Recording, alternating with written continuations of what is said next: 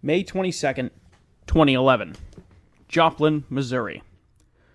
On May 22nd, the residents of Joplin, Missouri would be enjoying a rather pleasant day. After all, it was graduation weekend, and many high school kids were preparing for their lives post-high school.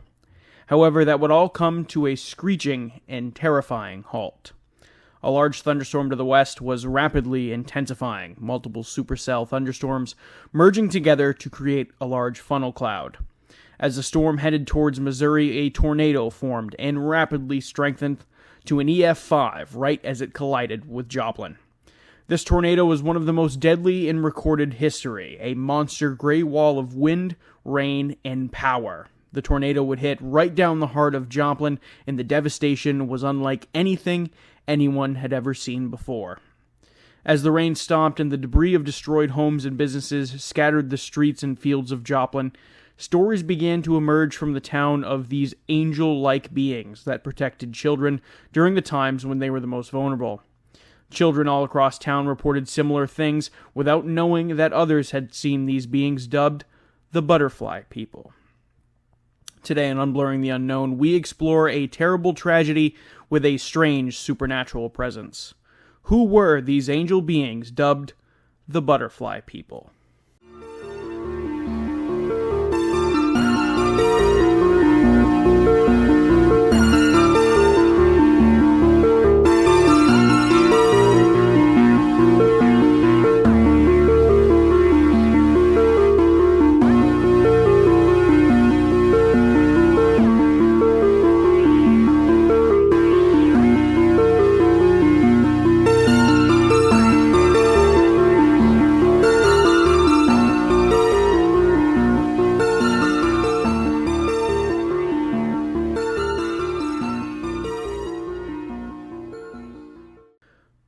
Welcome back to Unblurring the Unknown. As always, I am your host, Dominic, and if you were listening to this show on YouTube or Spotify, I first want to say thank you for checking out my show. Thank you for checking out my content. I greatly appreciate it. If you are listening on YouTube, please like, comment, subscribe. It helps me out within the algorithm, and I greatly appreciate it. Feel free to also, if you were listening on Spotify, turn on post notifications so you get notified every time I drop a new episode. But with that being said, you can also find me on my other social medias, Unblurring the Unknown on Instagram, and also Unblurring the Unknown on TikTok as well. Now, today on the show, we have a very fascinating story that emerged from a terrifying ordeal that occurred in Joplin, Missouri back in 2011. Now, when I found this topic, it was kind of humorous because I had not covered anything tornado-related for like 70 episodes, and here I am with 2 tornado-focused episodes within 10 episodes of each other, and I found that kind of interesting and humorous, but I digress.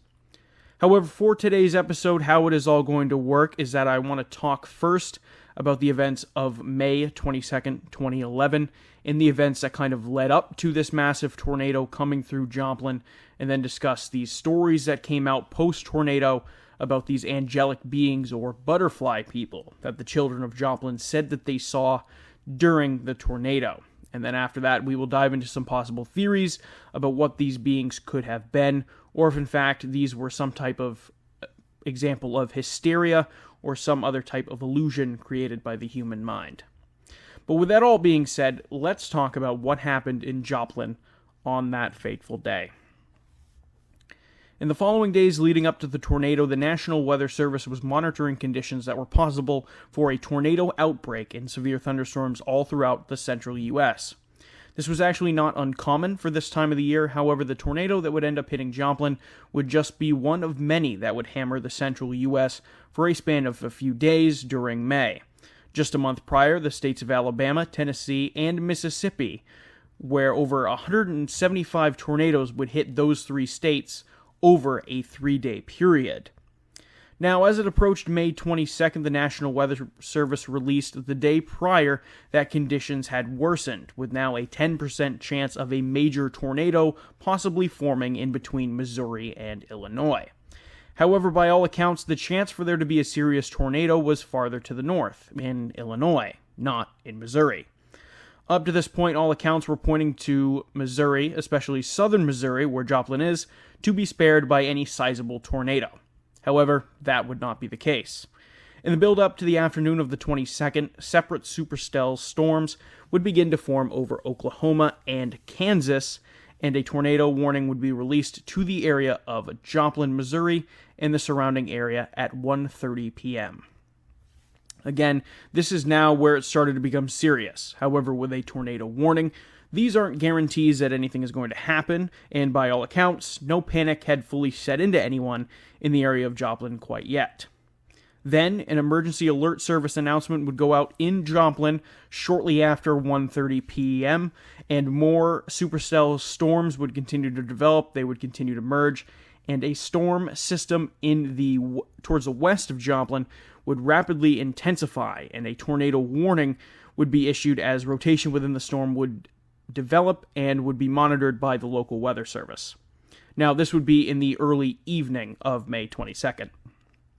Now, this is where some concern would set in, but even then a majority of those in Joplin were unaware of the threat they faced and the fact that they were within possible striking distance of a dangerous tornado.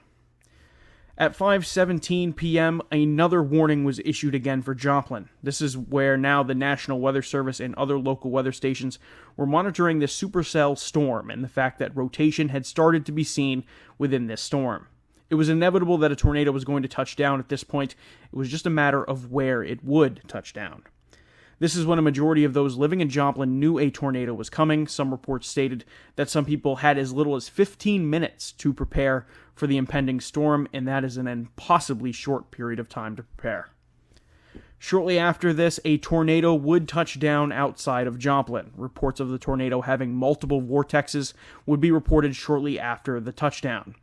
The tornado would merge and enlarge as it would hit the outskirts of the town and would likely only be an EF2 at this point.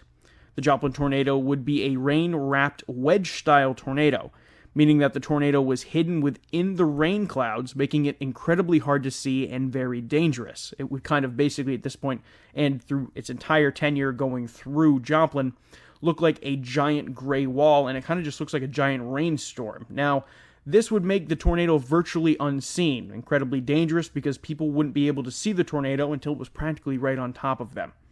Again, the tornado looked just like a giant rainstorm. It did not look like a tornado whatsoever. But in between the dark gray clouds was a 1-mile wide behemoth of a tornado that was rapidly increasing wind speed and making a beeline for the center of Joplin itself. Now, a local high school graduation ceremony was taking place right as the tornado was hitting the outskirts of Joplin, and this would kind of start to set up the grim reality that many people were not aware of the tornado at all, that some people were not aware of the dangers that they now found themselves in. As the tornado hit the outskirts of town, residences and other buildings were the first hits of the tornado. This is where the tornado would claim its first victims and continue strengthening even more. The tornado, likely an EF4 at this point, turned and headed straight for St. John's Medical Center. The medical center was directly in its sights, and it made direct contact. The hospital would be able to evacuate most of the staff and patients, however, not everyone would be able to make it out. 5 deaths occurred within the hospital. Now, the hospital itself was not totally flattened by the storm.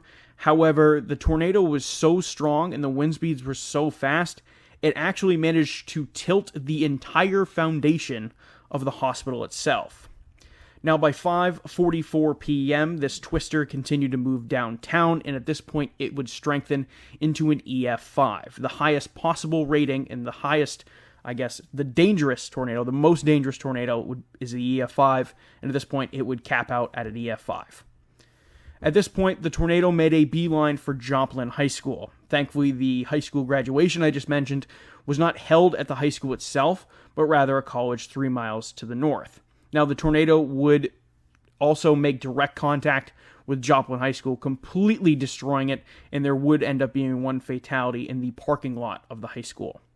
Now, the tornado would continue to expand, and it would be roughly 1.25 miles wide at this point, and the tornado then continued going towards the very busy business district of Joplin. It would keep going towards this area, and it was going to make pretty much a direct hit through the center of town.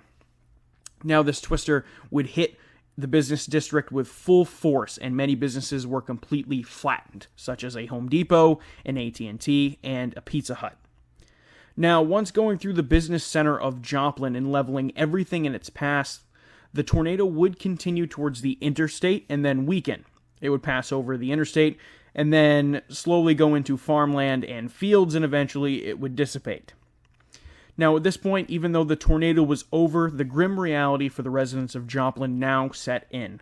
People frantically started searching for their loved ones, mourning over those that got sucked away in the 200-mile-an-hour winds, and people just looking over the destruction left in the tornado's wake.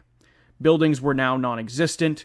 There is tangled heaps of metal that used to be cars strewn everywhere, and everybody having to deal now with the countless injuries to those who happened to survive the ordeal and were injured. Now, as the dust settled from the twister, 25% of the entire city was completely destroyed. At the time, it would be roughly $2.8 billion in damages, and if you adjust that for 2025 numbers, that is $3.8 billion. However, in present times, a short trip through the streets of Joplin, you would be able to find numerous plaques and memorials for those who lost their lives on that fateful day the tornado struck. However, another common theme that you will see while exploring Joplin is the inclusion of butterflies and their mentioning of the butterfly people on these memorial plaques. Those living in Joplin seem to have a newfound relationship with butterflies, as many residents have decor in their front yards with butterflies, at least more than what would be considered normal everywhere else. Now, as people rebuilt and were reeling from the losses they experienced, stories began to emerge from some survivors of the tornado about these butterfly people that were seen before the tornado struck, and that they gave people an eerie sense of calm, and that even though what was going to happen was going to be catastrophic, they would be saved and unharmed. Now, a majority of these stories seem to come straight from children, as through the sources I found for this week's episode, did not state whether or not any adults had their own sightings of the butterfly people, but it is widely regarded that children had a majority of the sightings, and there was a couple adults who kind of chimed in as well and said that they had sightings, but mostly this phenomenon was observed within the children of Joplin. Now, these children in question who spoke about the butterfly people would be in school or in daycare, and they would be talking about these butterfly people that they saw. And to add to this, you have these children, they're scattered all across town. They had not interacted with each other before or after the storm, and now all of a sudden they are describing these same beings being sighted during the storm. Now, this on the surface would be a very compelling detail if true. How is it possible that children who had not met each other all described seeing the same beings? Now, the only reason I say this is because normally people like to, again, jump on the hoax argument, say, oh, well, all these kids kind of said to their friends and everything like that. These are kids who had not interacted with each other by all accounts, and they are coming forward and saying that they all had sightings with the butterfly people. And this was just a common occurrence, and people really couldn't explain it. And again, this would imply the idea of this being a hoax, possibly officially out of the question. And however, we will explore that possibility in the theories portion of our episode here in a little bit, so I won't jump the gun completely there. But let's continue here with the story. Now, there are some popular legends and local stories that feed into these as well, that feed into the legend of the butterfly people that I managed to dig up in my research, and I will share them with you, but I also have a few legit encounters as well, and I want to share all of those with you here in the episode. Now, another little tidbit that I kind of found and I kind of want to add is the idea of the butterfly people kind of seems like the polar opposite to what we interpret beings like Mothman and the Blackbird of Chernobyl as. You know, those two prior, Mothman and Blackbird of Chernobyl, seem to be kind of interpreted as omens appearing before something bad is going to happen, versus these Joplin butterfly people seem to appear as premonitions that in fact these people would survive the tornado, and that these butterfly people were there to protect the children, there to protect the people, whether this is through sheer luck or perhaps their interference. Regardless, it is a stark contrast between the two, and I find it very fascinating to me that you kind of have these stories of polar opposites.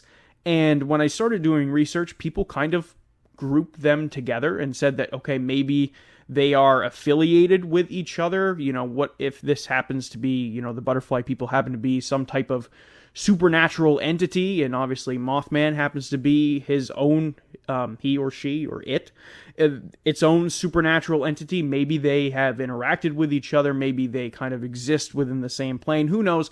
I am merely speculating, but I find that very interesting. I find that tidbit very interesting, how you have two very polar opposites of beings who are very similar to each other. And however, again, I'm kind of going off topic here, but this is kind of my own personal thoughts, and I just kind of found that all very, very interesting.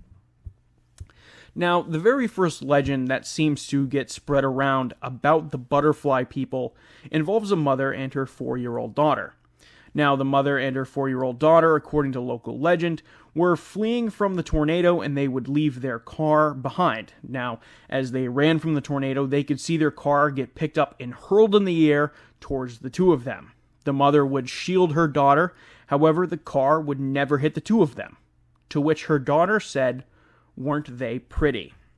The mother had no idea what her daughter was referring to, and her daughter stated that the butterfly people protected them. Now, another legend about the butterfly people goes is that a grandfather and 2 boys, ages 3 and 5, were trapped outside of a building during the tornado. They grabbed onto the grass outside of the home to try and stay safe and to try and not be sucked away during the storm. Now, the winds were so strong that the soles of their shoes actually ended up being ripped off from the wind.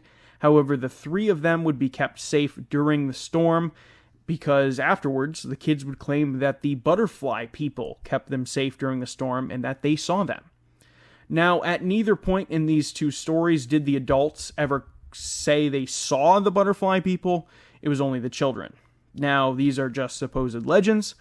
Now, what makes things more compelling and what kind of adds to these legends is the few actual sightings where we have names and faces involved with the witnesses in what they actually saw that day.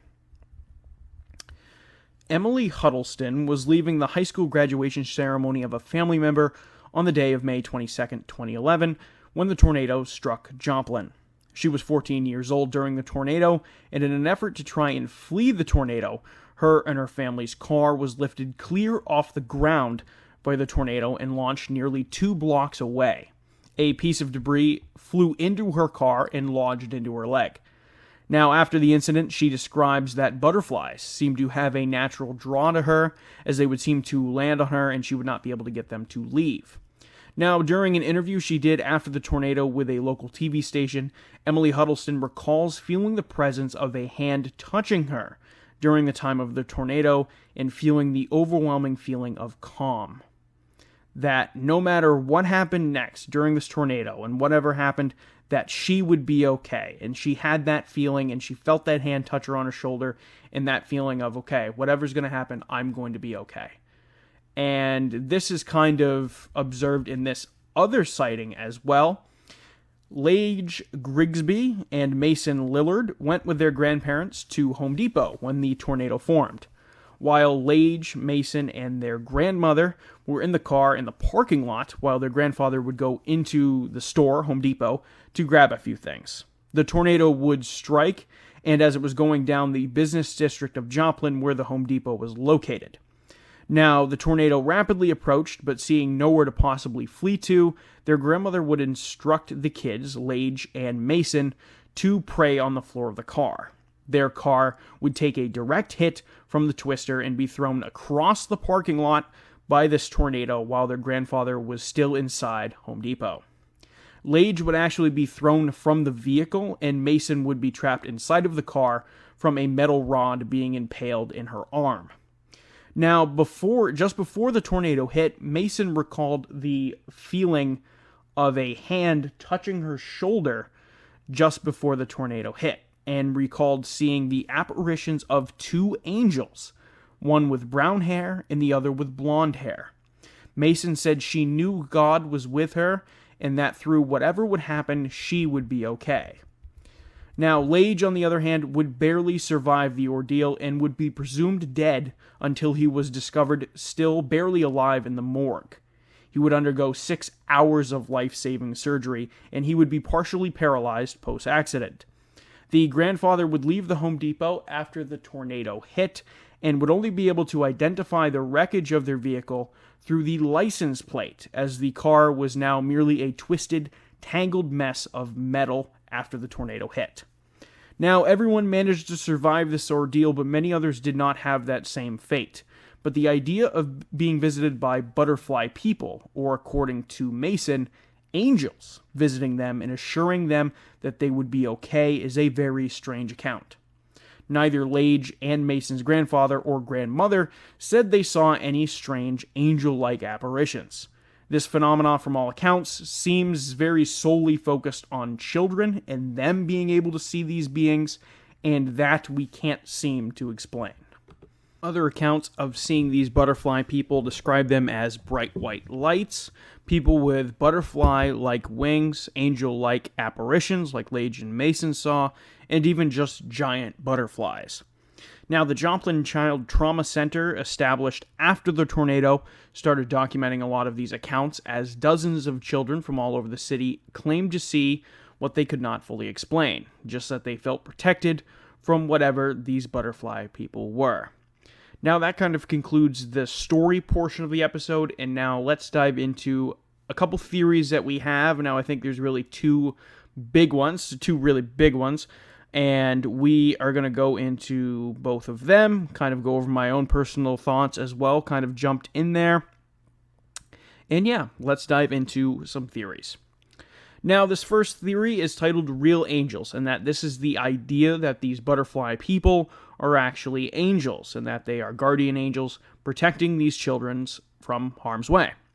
Now, this area of the country in particular that Joplin falls in is known as the Bible Belt of America, and religious beliefs are very strong in this area of the country and with Christianity. Now, this could affect the way angels are portrayed and seen by the general public, as these would be a figure that would be easily recognizable because of the area's religious beliefs. Now, is it a coincidence that this extremely religious area of the country saw angels in a time of crisis? Perhaps not. However, to refute this claim, you had so many children who were also so young that they could not describe what angels actually were, so this is why they got called butterfly people. That was the only thing very young children would know them as they were not old enough in some instances to understand what an angel was. But then again, you have older children, such as Mason Lillard, who describes actual angels in her sighting. But again, she would have been a young teen during this time and would be able to understand what an angel is and what they look like. Now, this is kind of a split theory for me. While I am fully on board with anyone's religious beliefs, the idea that these could be real angels makes me very skeptical. I am more apt to believe that maybe these were some type of supernatural guardian as opposed to a religious figure protecting the children of the town. However, that is just my personal opinion. I'm not trying to bash anyone's religious beliefs. I'm merely taking a skeptical approach to it and saying that maybe angels is not the thing, but maybe this is something like Mothman. That's a supernatural being. Maybe these butterfly people are supernatural beings, that are not related to angels. Again, it just seems far-fetched, the idea that these could actually be angels. Again, however, that is just my own personal theory. Now, the second theory I want to dive into, and this is kind of the big one that a lot of people believe kind of happened here, and this theory is going to be called PTSD and trauma. Now, again, this is perhaps the most popular explanation for the events after the Joplin tornado, and that being that the visuals of angels or butterfly people was a result of PTSD or some type of trauma response to help these young children deal with the traumatic event that was the tornado. Added in that you were in a very faith-based area of the country where images of angels would be something that would be commonly seen, perhaps in day-to-day life. Now, this theory would call into question the idea of all these children and witnesses describing very similar apparitions. Now, would it be possible that everyone who cited these beings has the exact same trauma response? That might be far-fetched. But it could also be a case of the human mind filling in the blanks when things aren't truly there. Visual hallucinations are possible during moments of severe emotional distress, as well as disassociation, which can occur during extreme moments of stress as well, when your mind almost detaches itself from what is real and what isn't. However, what I think could be the most common contributor to this idea of acute stress and your brain entering fight or flight mode. This is when these stress hormones in your body trigger the cortisol receptors in your brain, as well as activating your body's adrenaline. Now, this can cause the brain to interpret some wacky stuff that isn't truly there. You can misinterpret sounds, see fleeting images, and feel like people or presences are there with you that really truly aren't. Now, most of the witnesses to the butterfly people phenomenon were children, and by some accounts it seems like a few adults did have their own sightings, but for the most part it was children, and that we still can't seem to explain that whole piece. That's the big piece that we can't really explain, why it was just children who saw this. However, in my opinion, this seems like a faith and society-based and influenced response to trauma. So, how I feel about that is that possibly growing up in an area like this, that was very religious, the people who experienced these butterfly people more than likely would be familiar with angels, or at least what they roughly looked like based off of church and exposure from society in an area that was deeply religious. Angels are looked upon as protectors, and once surviving an extreme ordeal, images and objects could have been misinterpreted by the witness. The dark clouds and heavy rain of the tornado made visibility extremely low, and the amount of debris flying around was immense. I think you have mostly hallucinations influenced by faith and society, as well as trauma. Now, through the incident, perhaps some people attributed the fact that they lived and others passed away was because God was with them and sent angels to protect them. Now, this is a possibility as well. Survivors and young children coming forward afterwards thinking they saw similar things when they could have also been dealing with the fact that perhaps, a divine spirit intervened. Now, I also kind of think as well you have some people who lived, and again, this is my own opinion, and I'm not bashing anybody's religion. My family is historically Christian, so I'm kind of approaching this at a very indifferent standpoint. I'm not trying to be insensitive or anything like that. I'm just merely trying to provide my own opinion and kind of provide a very neutral but realistic perspective on this. I think, again, you have an area of the country that is very faith-based, very religion-based, very influenced by Christianity, influenced by the presence of God, influenced by the presence of angels. You have everybody familiar with this ideology, everybody familiar with these figures that they might see on a weekly basis or a daily basis, and that is influenced into a catastrophic event. You have people who survived, people who passed away, and these people are grappling with the emotions of that. Why their friends and family passed away and why not them? Maybe they take a standpoint like, hey, I should have died instead of my friends and family. Maybe some other ones say they took a different route and say, hey, I was protected because God protected me, because angels protected me, because the butterfly people protected me. Maybe they took that approach to it. It's a very real possibility that they could say, hey, God protected me or angels protected me. And then you have that, and people saying that, then going back through this kind of game of telephone, and people hearing that, okay, people saying or claimed that they were protected by angels or they were protected by God, when in reality it could have been just sheer luck that they survived, or the fact that they, took precautions to make sure that they survived, or I could go on and on and on.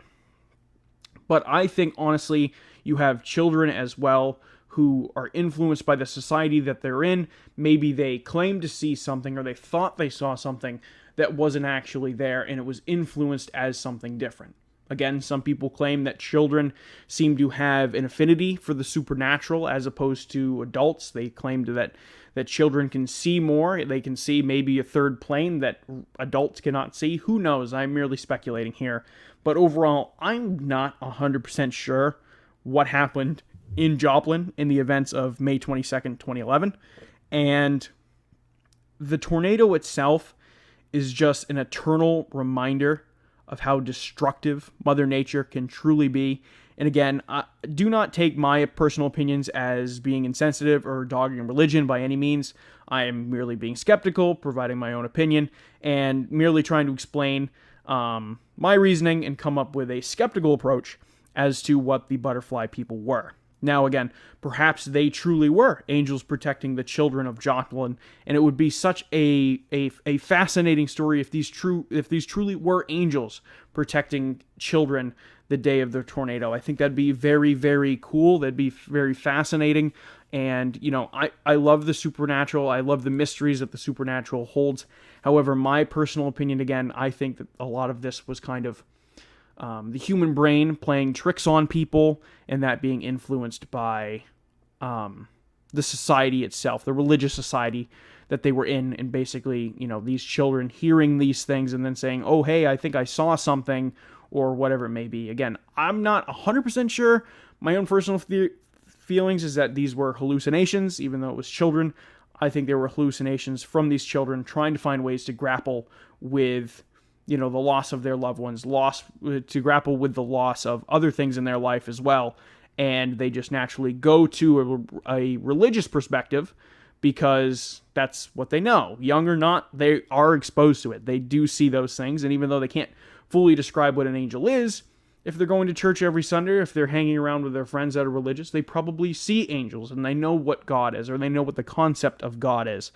And that's what I honestly think. I think this is a trauma and a PTSD thing, and the brain playing very funky, crazy tricks on you. That's what I personally believe. But I love the idea if there really was angels. But again, that is merely my own 2 cents. Feel free to let me know your own personal thoughts and theories in the comments. And regardless of how you feel about this is a very fascinating supernatural story that we might not ever truly know the answer to, and that's what makes it truly fascinating. However, I want to thank you for joining me this week on this week's episode of Unblurring the Unknown over the Joplin butterfly people. I hope you all enjoyed it. There's not really much else for me to add. Again, I want to thank you all for the support. Thank you for checking me out.